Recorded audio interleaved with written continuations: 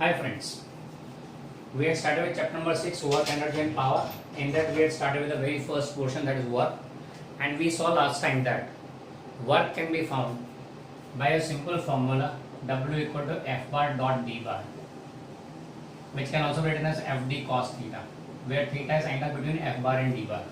Okay, that is the formula we took. And फिर इसके cases लिए थे थीटा इक्वल टू 0, 90 and 180. तो work done is given as force into displacement, force and displacement का dot product है और FD cos theta बराबर है. अब ये फॉर्मूला जो था it had a limitation which I convert at the end of the lecture, कि ये जो सारी बातें हमने की थी इस फॉर्मूला को ऑब्टेन के इसके केसेस डिस्कस किए, दैट वो all keeping into mind that force is constant during the F is constant during the entire motion. ये हमने दिमाग में रखा था. Okay, this formula is applicable when force is constant, but other force is varying, then what? Varying force यानी क्या? The force changes with position of the object. यहाँ पे displacement हो रहा है मतलब position change हो रही है. तो if force का value और direction changes with position, then it is called a variable force. तो constant नहीं रहा, तो उस केस में ये formula apply नहीं होगा. Okay, so the case in which force is varying during the motion, in that case we cannot use this formula. So what to do? So now we are going to discuss is work done by variable force. Variable force के कारण कितना work done होता है उसका formula obtain करते हैं. अब यहाँ पे वेरिएबल फोर्स का मीनिंग हमने क्या लिया? A force whose value is varying और direction, force which is varying during the motion is called variable force. Example क्या है इसके? इसके एग्जाम्पल में एक तो ग्रेविटेशनल फोर्स ले सकते हैं. Gravitational force changes with position. आप बोलोगे नहीं सर ऐसा तो नहीं होता है. चैप्टर नंबर 8 में हम लोग फुल डिटेल्स में उसको स्टडी करेंगे रिगार्डिंग ग्रेविटेशन. तब आएगा कि gravitational force varies with position. चलो आपको एक अभी हाईलाइट दे दो तो F is equal to G m1 m2 upon r square. ये फॉर्मूला ग्रेविटेशनल फोर्स का जिसे हमने फर्स्ट चैप्टर में भी लिया था, बराबर है. अब यहाँ पे r यानी क्या है? Distance of the object, sorry distance between the two objects. Earth का ग्रेविटेशनल फोर्स देते हैं तो mg बोलेंगे, gravitational force due to Earth. उसमें g का फॉर्मूला क्या है? तो g is equal to g me upon r square. me is the mass of earth, it's constant. r is the distance from the center of earth. अब आप अर्थ के पास में, ये अर्थ का सेंटर है. आप यहाँ से जैसे जैसे दूर जाएंगे r की वैल्यू बढ़ेगी तो g की वैल्यू कम होगी, g की वैल्यू कम होगी तो फोर्स कम होगा. यानी as you move away from the surface of earth the gravitational force goes on decreasing. Variable force हो गया, एक केस हो गया. दूसरा फोर्स है स्प्रिंग में जो फोर्स होता है वो स्प्रिंग में let's say restoring force in spring, restoring force लेंगे दूसरा एग्जांपल इसमें. ये दूसरा एग्जांपल क्या है? रिस्टोरिंग फोर्स स्प्रिंग के केस में या कोई इलास्टिक बॉडी के केस में. सिंपल सा एग्जांपल, रबर ले लो, रबर बैंड को खींचो और छोड़ दो तो जो हमको मिलता है, जो रिटर्न आता है वो it regains its original form and that is due to restoring force. जितना रबर को ज़्यादा खींचेंगे उतना ज़्यादा जोर से आएगा और हमको चचड़ती उतनी ज़्यादा, बराबर है. जितना ज़्यादा खींचेंगे उतना जोर से वापस आएगा और ज़्यादा लगेगी. कम खींचोगे कम कोई फोर्स से वापस आएगा. यानी कि restoring force depend on the extension. Extension अलग अलग position. Okay, so that's the restoring force का कॉन्सेप्ट. अच्छा, स्प्रिंग के केस में देखें तो स्प्रिंग ये लटकाई हुई है, बराबर है. इसके नीचे हम लोग या इसको पुल करें, थोड़ा सा ही पुल करते हैं, थोड़ा सा पुल किया एंड छोड़ दो तो धीरे से वापस आएगा. पर अगर कुछ ज्यादा ही पुल कर दिया हो तो एंड अब छोड़ो तो ज्यादा फास्ट वापस आएगा. We have notice this. तो नहीं, जितना ज्यादा खींचोगे उतना रिस्टोरिंग फोर्स ज्यादा मिलेगा. यानी position of the end will change accordingly the force will also change. तो restoring force is also case of variable force. तो we do encounter many variable forces in our daily life. उन्हीं को ध्यान में रख के वर्क डन का formula variable force के केस में ही नहीं चलेगा क्योंकि एफ इज वेरिंग. तो ऐसे केस में क्या करें? तो चलो एक एग्जांपल एक हम लोग फॉर्मूला ऑब्टेन करते हैं. Suppose an object is moving on this surface. ये ओरिजिन है, यहाँ से उसने शुरू किया होगा x1 से लेके x2 तक. ये दो पोजीशन के बीच में हम लोग स्टडी कर रहे हैं. We are studying the motion of the object between x1 and x2. उस टाइम पे जो फोर्स लग रहा है that is depending on position, ऐसा मान लेते हैं. It depends on position x से. जरूरी है कि x directly position to x हो. नहीं, it can be anything. It can be directly proportional to x, it may be inversely proportional to x, it may be directly proportional to x square, it may be inversely proportional to x square, कुछ भी हो सकता है relation. But हाँ, force is varying with position. ऐसा बोलेंगे, बराबर। Force, चलो इसको हम लोग मोर एग्जैक्टली बोले तो force the function of position, force the function of position. Okay, position क्या चेंज होता है ये, बराबर। अब ऐसे केस में वर्क डन चाहिए x1 से लेकर x2 तक। हम लोग इसका ग्राफ बनाते हैं, कैसा है वो देख लेते हैं। ये फोर्स वर्सेस पोजीशन का ग्राफ, फोर्स वर्सेस पोजीशन का ग्राफ अगर हॉरिजॉन्टल स्ट्रेट लाइन आए, if this graph is a horizontal straight line, what does it mean, x1 से लेके x2 तक, x1 से लेके x2 तक फोर्स की वैल्यू कांस्टेंट रहती है, वेरी नहीं हो रही है, तो this is a case of a constant force. तो horizontal straight line graph of f versus x shows constant force. तो इसको छोड़ के सारे केसेस, कोई भी टाइप का ग्राफ है, हॉरिजॉन्टल स्ट्रेट लाइन के अलावा कोई भी टाइप का ग्राफ है, may be like this, may be like this, may be like this, may be like this, कोई भी form, any form, that will not be a case of, that will be a case of variable force. Only horizontal straight line will be constant force. बाकी कोई भी type का graph है force versus position का, that is case of variable force. Any type of graph, horizontal straight line कैसी है, बराबर है।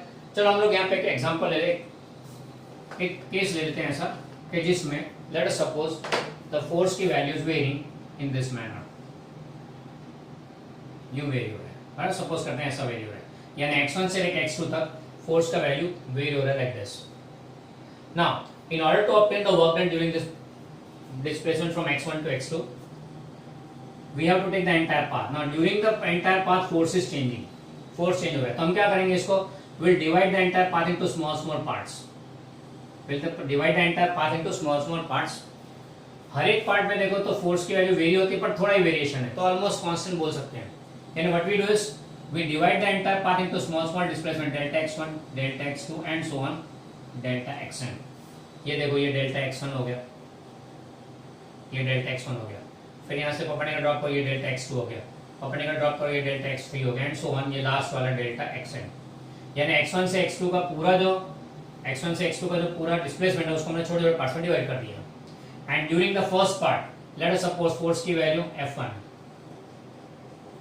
सेकेंड ये डेल्टा एक्स, अच्छा ये डिस्प्लेसमेंट बता रहे हैं, सेकेंड में f2 बार है एंड सो ऑन, लास्ट में fn बार है, क्योंकि फोर्स की वैल्यू भी चेंज हो रही है हर एक में।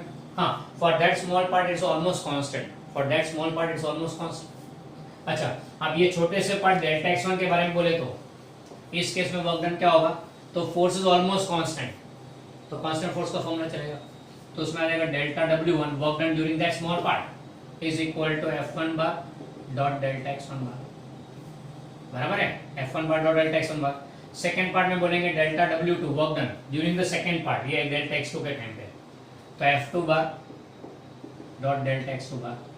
सी स्मॉल डिस्प्लेसमेंट्स में during that small displacement, during the small displacements f bar is almost constant, इसलिए वो हम ले सकते हैं।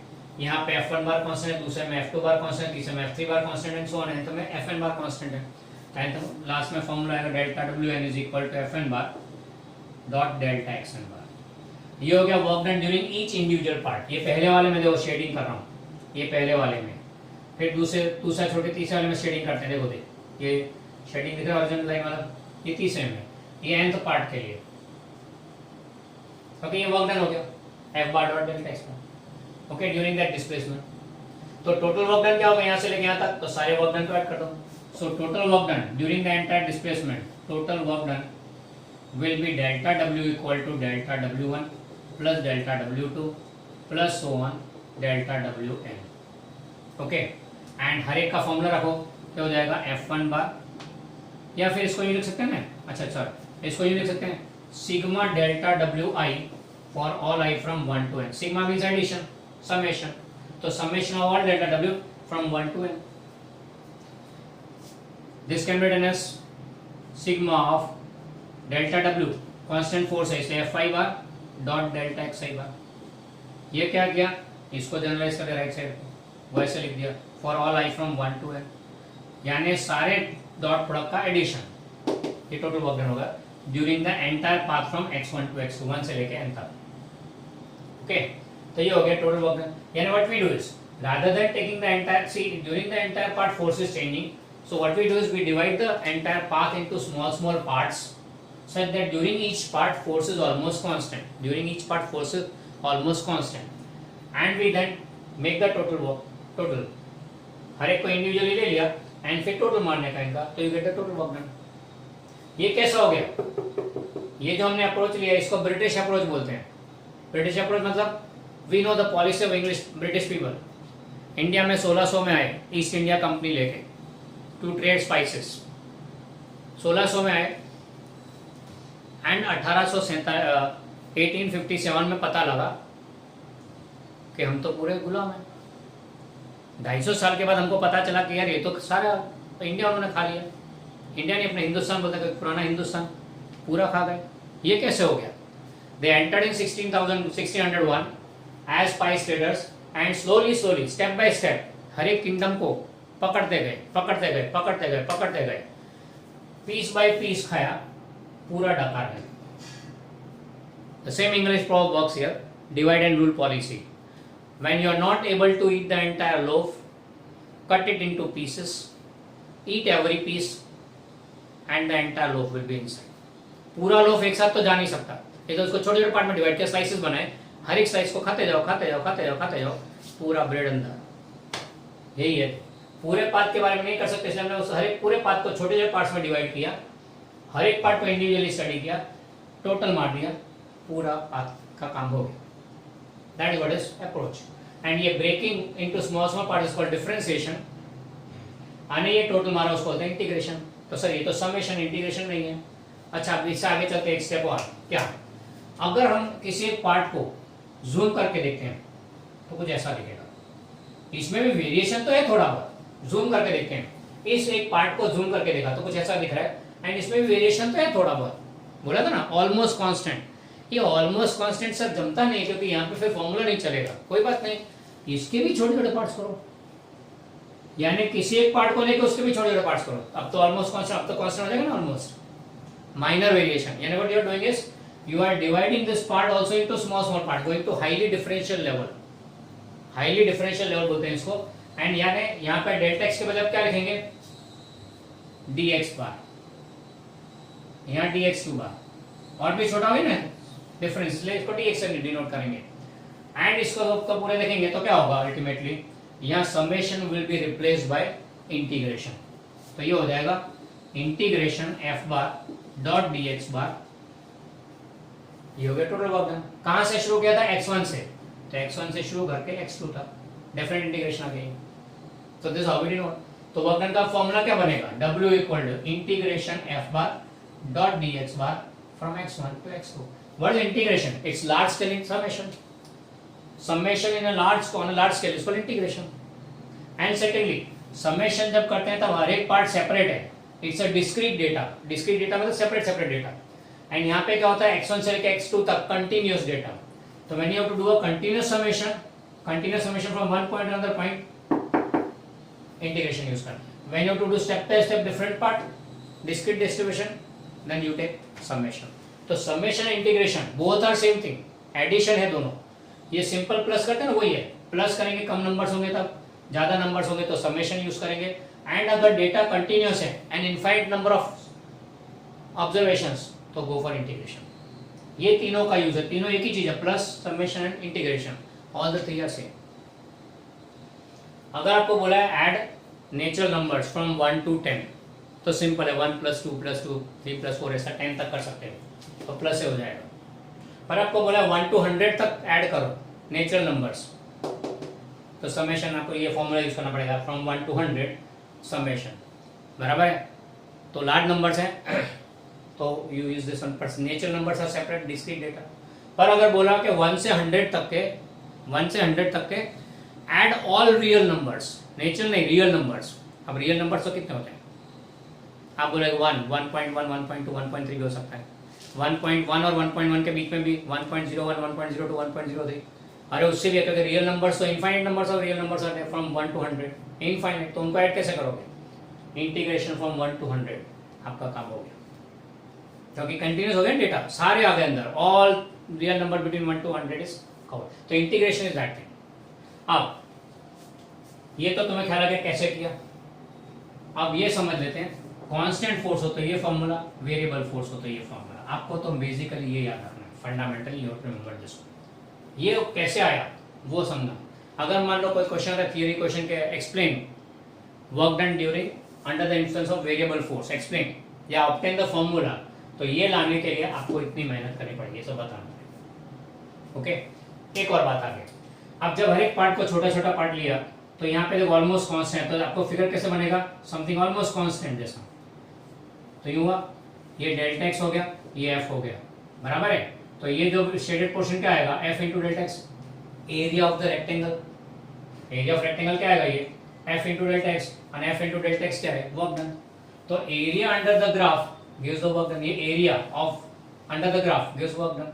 तो यहाँ पे यहाँ तक का जो ग्राफ बना है, इस पूरे का एरिया ले लो, टोटल मारो, वही हुआ नहीं, ये पूरे का एरिया क्या होगा, सारे छोटे पार्ट्स का एडिशन, टोटल वर्क डन। तो एक और method of obtaining work done from the graph, graph अगर दिया वर्क डन फाइंड करना हो तो सीधा area under the graph, area under the graph. यानी कि मान लो आपको ग्राफ कुछ ऐसा दिया है, फोर्स वर्सेस पोजीशन के ग्राफ में अगर आपको ऐसा दिया है, मान लो यूं दिया हुआ है, कहां से, x1 से लेके x2 तक, तो आपको वर्क डन फाइंड करना है ड्यूरिंग दिस, तो कोई बात नहीं, नीचे के एरिया का वर्क डन, ये एरिया फाइंड कर लो, that gives the work done. So it can also be given as area under graph of f versus x, force versus position के ग्राफ के नीचे का एरिया ले लो, तो that gives the work done. तो वर्क डन फाइंड करने के अलग अलग मेथड, अगर कांस्टेंट फोर्स होता है f बार डॉट d बार, वेरिएबल फोर्स होता है f बार डॉट dx बार, इंटीग्रेशन करना है, आने ग्राफ दिया है तो area under the graph gives work done. Area under the graph क्या होगा, याद है हमने ग्राफ्स के बारे में पढ़ा था तब देखा था, area under the graph means y into x, तो यहाँ y कोऑर्डिनेट x कोऑर्डिनेट दोनों को लगा f into x gives the work done, simple सा कांसेप्ट, बराबर है। अब वर्क डन है फोर्स इनटू डिस्प्लेसमेंट, उसका यूनिट क्या आएगा वर्क डन का, unit of work done, force का न्यूटन, डिस्टेंस का मीटर, तो न्यूटन इनटू मीटर, जिससे प्यार से हम लोग जूल कहते हैं, ऐसा यूनिट हो गया इसका, ये ऐसा यूनिट हो गया। अच्छा, इसका सीजीएस यूनिट इज और यू लिखेंगे CGS unit dyne into centimetre, and that is called erg, that is CGS unit. Okay, और डायमेंशनल फार्मूला अगर चाहिए तो इसका क्या करेंगे, about the dimensional formula, Newton का m1 L1 T-2 into metre का L1, so m1 L2 T-2 is a dimensional formula for work done। Okay, तो यहाँ पे वर्क डन की पूरी बात कंप्लीट हो गई, कांस्टेंट फोर्स हो तब भी, वेरिएबल फोर्स हो तब, और ग्राफ दिया हो तब, all the three methods we have taken here. So that completes the discussion of the first portion of the chapter, that is work. अब चलते हैं अगले एनर्जी की तरफ।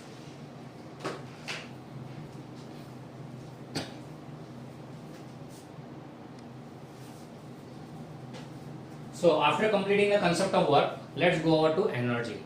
एनर्जी यानी क्या, तो हमने स्टार्टिंग में आपको इंट्रोडक्शन दिया था कि capacity of a body to do work is called energy, capacity of body to do work is called energy.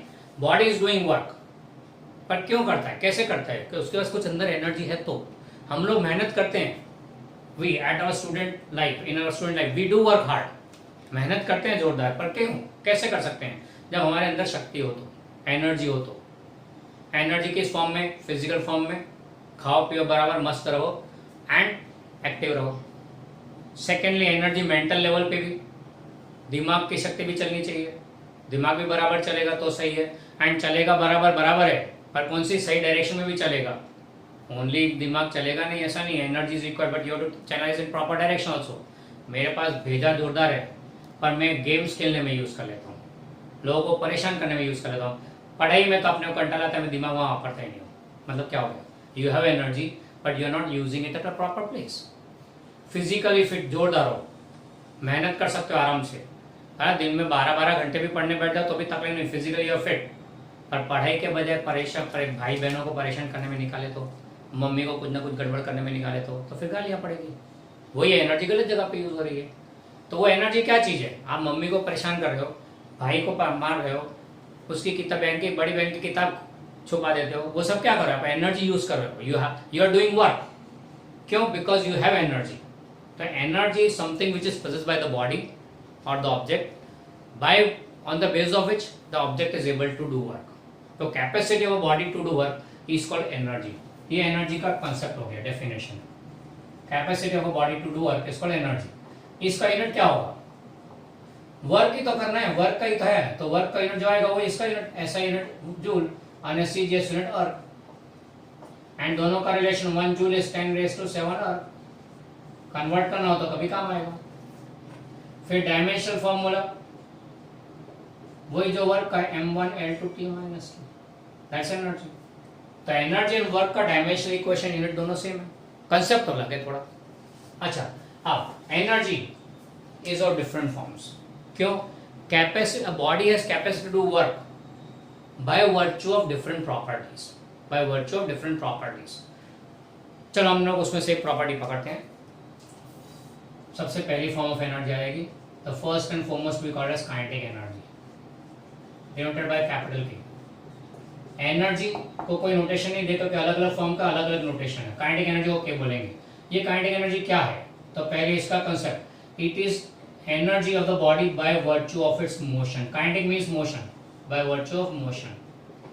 देखो वर्ड स्टैटिक मींस स्टेशनरी, उसका ऑपोजिट वर्ड काइनेटिक या फिर डायनेमिक, दो में से कोई भी वर्ड यूज करो, both are similar. Okay, means moving, ये स्टेशनरी ये moving, that's how the words are there. तो kinetic energy means energy of the body by virtue of its motion, यानी कि सिंपल सा इसको एक्सप्लेनेशन ले, डेफिनेशन ले तो it is energy possessed by the body और capacity of a body to do work, capacity of body to do work by virtue of its motion is called kinetic energy. आप बोलेंगे sir by virtue of motion मतलब body movement में है, motion कर रहा है, इसलिए उसके पास काइनेटिक एनर्जी है। By virtue of the motion possessed by the body it is capable of doing work, by virtue of motion it is capable of doing work, by virtue of motion it is capable of doing work. तो आप बोलोगे 3-3 बार कहाँ एक ही चीज सुना रहे हो यार। अरे मैं इंपैक्ट दे रहा हूँ स्टेटमेंट का, क्योंकि अब जो मैं एग्जांपल दूंगा क्लिक होना चाहिए कि क्या बात हुई। अब बाय वर्च्यू ऑफ मोशन देखते हैं, सीधा सा एग्जांपल लेते हैं कि एक गाड़ी जा रही है, मूव कर रही है। चलो पहले एक काम करते हैं, कार स्टेशनरी है, स्टेशनरी कार के पास में दूसरी कार भी स्टेशनरी है। Will anything happen? Will anything happen कि दूसरी कार में डेंट हो गया, एक कार के अंदर दूसरी कार में डेंट हो गया, डेंट मतलब गोबा टकराया तो खड्डा कर दिया, होगा क्या? खड़ी कार है दोनों? नहीं सर, खड़ी कार में थोड़ी ऐसा होता होगा। तो ठीक है, अब सिचुएशन चेंज करते हैं, एक कार खड़ी है, दूसरी मूव करती हुई आई और टकराई, मूविंग आई और टकराई, तो क्या हुआ? डेंट हो गया, उसने यहाँ पे गड्ढा कर दिया। ये गड्ढा क्यों हो गया? क्योंकि इस कार ने आके टकराया नहीं, इसलिए इसने टकराया मतलब इसके पास कैपेसिटी थी वर्क करने की कि उसने वर्क किया एंड डेंट कर दिया गाड़ी में। See moving car could do it, stationary car could not, यानी वही डेंट करने का जो कैपेसिटी था, वर्क किया ना, उसकी कैपेसिटी कहां से आई? बोले मोशन में थी इसलिए आई। यहां पे काइनेटिक एनर्जी आ गई। The moving car was having kinetic energy by virtue of it which it did work and made a dent. समझ में आया? चलो दूसरा एग्जांपल लेते हैं कि हमारे बापूजी फ्रेंड के हो गए। फिजिक्स में तो बापूजी के एग्जांपल बहुत जोरदार चलते हैं। हमारे dad, our father is the best example in physics. हमारे बापूजी खुश हैं तो उनका हाथ हमारे गाल पे यूं रहता है, पर कभी यूं मोशन में आया तो, मोशन में आया तब एंड स्टेशनरी था तब, दोनों का इम्पैक्ट का फर्क पता है ना हो तो पापा को परेशान करके देख लो, पता लग जाएगा। एक और दो बार मैं टेस्ट का रिजल्ट कम लाओ तो पता लग जाएगा कि stationary hand and moving hand के इम्पैक्ट में कितना फर्क आता है। मूविंग हैंड का आया तो यहाँ लाल भी हो सकता है, आंखों से आंसू भी निकल जाएंगे। वो क्या था? Moving hand could do work more than the stationary hand. कह रहा है कि नहीं? यानी बोलते हैं ना, लातों के भूत बातों से नहीं मानते। पेरेंट्स समझाते हैं पर हम लोग नहीं समझते हैं, तो फिर एक आध दो पढ़ती है तो सब समझ में आ जाता है। बराबर? हमारे गुजराती में तो कहावत भी है, सोटी वागे चम चम ने विद्या आवे बम बम। जैसे सोटियाँ पढ़ती जाएगी विद्या आती जाएगी। पुराना तरीका है टीचिंग का, अब नहीं रहा, अब तो नो डाउट चेंज हो गया सिस्टम, पर फिर भी it is the ultimate effective way to make a child learn. पता नहीं, कंट्रोवर्शियल स्टेटमेंट है, फिर भी चलो। तो हमारा तो यहाँ पे कहने का मतलब क्या था? The stationary hand doing work and the moving hand did work. फर्क पता है ना? फिर चलो ठीक है, वो भी चलो, अपने ऐसा नहीं करते हैं, तुम खुद पे ही एक्सपेरिमेंट कर लो। अपने पापा को कब बीच में लाने का? चलो अपने खुद पे एक्सपेरिमेंट करते हैं। दीवार के पास यूं खड़े रहो तो तुमको कुछ होगा नहीं, दौड़ते दौड़ते आओ के दीवार पे आओ, दीवार पे खड़े रहो एंड दूसरा दौड़ते दौड़ते आओ, दोनों में फर्क देख लो क्या होता है। चलाएगा, यानी मोशन के कारण you are able to do some work. Clear about this? तो मोशन के कारण जो वर्क होता है उसको बोलते हैं kinetic energy. Capacity of body to do work by virtue of motion is called kinetic energy. इसके फॉर्मूला में क्लियरली दिखेगा K equal to half mv square. We are not gonna derive this formula, but directly we accept it that kinetic energy K is given as half m in the mass of the body, v and the speed of the body. तो अगर body stationary है, for stationary body v is 0, therefore kinetic energy is 0. इसलिए उसका kinetic energy भी 0 होता है। इसलिए stationary body is not able to do work by virtue of its motion. उसमें kinetic energy नहीं है, इसलिए it is not able to do work by virtue of motion. बराबर है? स्टेशनरी बॉडी, रबर का बॉल पड़ा हुआ है तो आपको नहीं लगेगा, पर मोशन में होगा। अगर स्टेशनरी में मूविंग बॉडी है तो डेफिनेटली काइनेटिक एनर्जी होगी उसके पास, इसलिए आप पे वर्क होगा। Clear about this? ये हो गया काइनेटिक एनर्जी का कंसेप्ट। स्टेशनरी बॉडी के लिए kinetic energy is 0 always. Moving body के पास तो v है, इसलिए काइनेटिक एनर्जी है। As soon as the body starts moving, it has a capacity to work by virtue of its motion. That's called kinetic energy. इसलिए बोलते हैं पढ़ाई चालू करो, नहीं आता करके बैठ नहीं जाने का। बैठ जाओगे तो stationary body, no energy by virtue of motion, तब कुछ नहीं कर सकते, no work will be done. पर शुरू कर दो, नहीं आता तो कोई बात नहीं, आगे बढ़ो आगे बढ़ो आगे। कितनी देर तक नहीं आएगा, कहीं ना कहीं तो आ जाएगा, क्योंकि मोशन में ड्यू टू मोशन यह काइनेटिक एनर्जी, यह काइनेटिक एनर्जी। देयरफॉर मोशन यानी कि फिर कुर्सी ले लेके चलने का नहीं है, बैठे बैठे काम शुरू करो। यूं कहने का तात्पर्य काम शुरू करो। फिर बोले सर मैं तो किताबें ले लेकर घूम रहा था, पूरे रूम में घूम रहा था, तो काइनेटिक एनर्जी नहीं आई। काइनेटिक एनर्जी आई फिर भी वर्क डन नहीं होगा, समझ में नहीं आया। नहीं, ऐसा नहीं है। स्टार्ट वर्किंग, वर्किंग में आया, स्पीड मिला तो काइनेटिक एनर्जी है। ओके, क्लियर ही हो गया कंसेप्ट ऑफ काइनेटिक एनर्जी। अब एक very very popular theorem connected to kinetic energy, that's called work energy theorem. And ये हमारी लाइफ का बहुत ही इंपॉर्टेंट थियरम है। ये थ्योरम क्या बोलता है? Work done by the body is converted into kinetic energy. Work done is equal to change in kinetic energy of the body. Work done is equal to change in kinetic energy of the body. Work done is equal to change in kinetic energy, that is a statement. बराबर है? अब ये work done kinetic energy में change होता है, मतलब क्या हुआ? If you do work the kinetic energy of the body will change. चलो इसका प्रूफ ले लेते हैं पहले। Work is equal to force into displacement, ये तो हमें मालूम है। Force is mass into acceleration into displacement, ये भी हमें मालूम पड़ा। क्या है work done? MAD.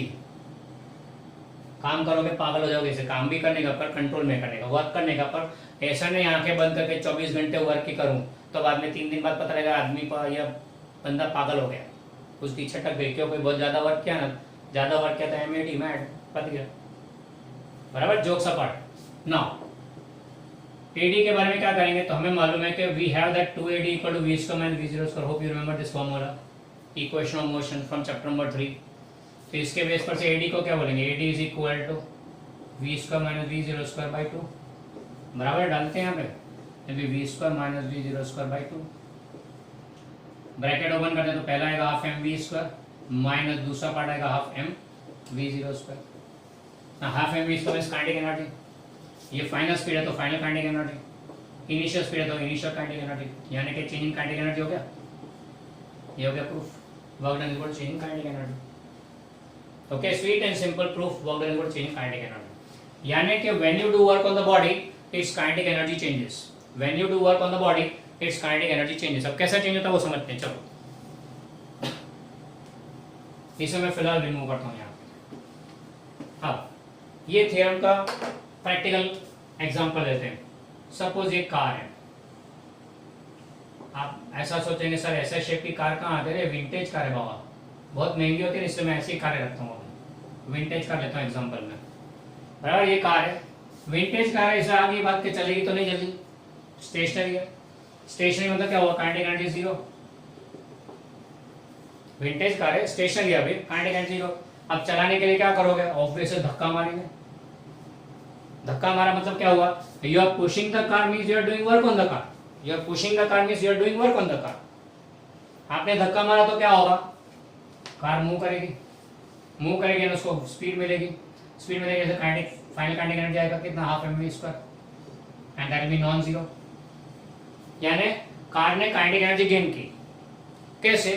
Bye doing work, जो वर्क हम कर रहे हैं उसके कारण कार ने काइनेटिक एनर्जी गेन की। We work on the body starts moving, यानी work done converts into kinetic, changing kinetic energy. So delta K आपका क्या होगा, delta K will be equal to kF minus के, यानी कि आपने वर्क किया, कार ने एनर्जी गेन किया, आपने वर्क किया, काइनेटिक ने काइनेटिक एनर्जी गेन किया, राइट। तो work done is equal to changing kinetic energy of the body. When you do work on the body it moves, that means your work done, यानी जो आपने energy use की, आपने अपनी energy use की work करने में, वो एनर्जी कहाँ गई, taken up by the car in form of kinetic energy, इसलिए कार ने मूव करना शुरू कर दिया। Got it? That's the concept. We do work means we utilize our energy, we utilize our energy, we do work, so that is gained by the car starts moving, and kinetic energy gain किया उसमें। So when work is done on the body, it gains kinetic energy, and that's what is the concept of work energy theory। अब आप समझ सकते हो कि ये कितना एप्लीकेबल है हमारी डेली लाइफ में, जबरदस्त एप्लीकेबल है, पर इसमें लिमिटेशन है। ये क्या बोलता है, जितना काम करोगे सारा का सारा काइनेटिक एनर्जी में जाएगा, जितना काम करोगे entirely converts into kinetic energy. रुको भाई, ऐसा हो सकता है विंटेज कार है इसलिए ये क्या बोलते हैं, एक्सल थोड़े रस्ट हो गए, बेयरिंग्स थोड़े रस्ट हो गए, ग्रीस थोड़ा कम है, ऑयल थोड़ा कम है, इसलिए लुब्रिकेशन नहीं है, लेकिन थोड़ा बहुत तो कुचुड़ आवाज आएगा ना, उसमें आपका थोड़ा वर्क डन यूज होगा अगेंस्ट दैट फ्रिक्शन। दूसरी बात, टायर एंड रोड के बीच में तो फ्रिक्शन है, उसके अगेंस्ट में थोड़ा बहुत यूज होगा। Frictionless surface is just an ideal case, everywhere friction is present, भले छोटा हो तो भी होता तो है, यानी part of work done is used against that friction, यानी फ्रिक्शनल फोर्सेस अफेक्ट क्या करेंगे, अपना कमीशन निकाल लेंगे, वर्क में से थोड़ा कमीशन फ्रिक्शन फोर्स पे ले लेगा। फर्दर यहाँ सामने से हवा आ रही है, opposing force of air also can affect, सामने से हवा आ रही है तो आपको दम ज्यादा लगाना पड़ेगा, यानी कि आपने जो वर्क किया उसमें part of that will be used against opposing forces. तो ये ऑपोजिंग फोर्स रेजिस्टिव, इनको रेजिस्टिव फोर्स बोलेंगे, इनको फ्रिक्शनल फोर्स बोलेंगे, तो इनके कारण part of work done is utilised there, so complete conversion नहीं होगा काइनेटिक एनर्जी में। तो जो भी वर्क डन 100% कन्वर्जन नहीं होगा, इन रियलिटी प्रैक्टिकली बोलो तो part of this work done is used against frictional force and the air resistance, opposing forces, बराबर है। इसलिए 100% कन्वर्जन नहीं होगा, पर स्टेटमेंट क्या बोलता है, कंप्लीट कन्वर्जन। तो स्टेटमेंट अगर कंप्लीट कन्वर्जन बोल रहा है, मतलब क्या हुआ, आपको इन फोर्सेस को निगलेक्ट करना है। तो यहाँ पे इसमें कंडीशन है, कंडीशन अप्लाई है क्या, neglecting air resistance and frictional forces, neglecting air resistance frictional forces, work done on the body is converted into kinetic energy. Work done is equal to changing kinetic energy of the body.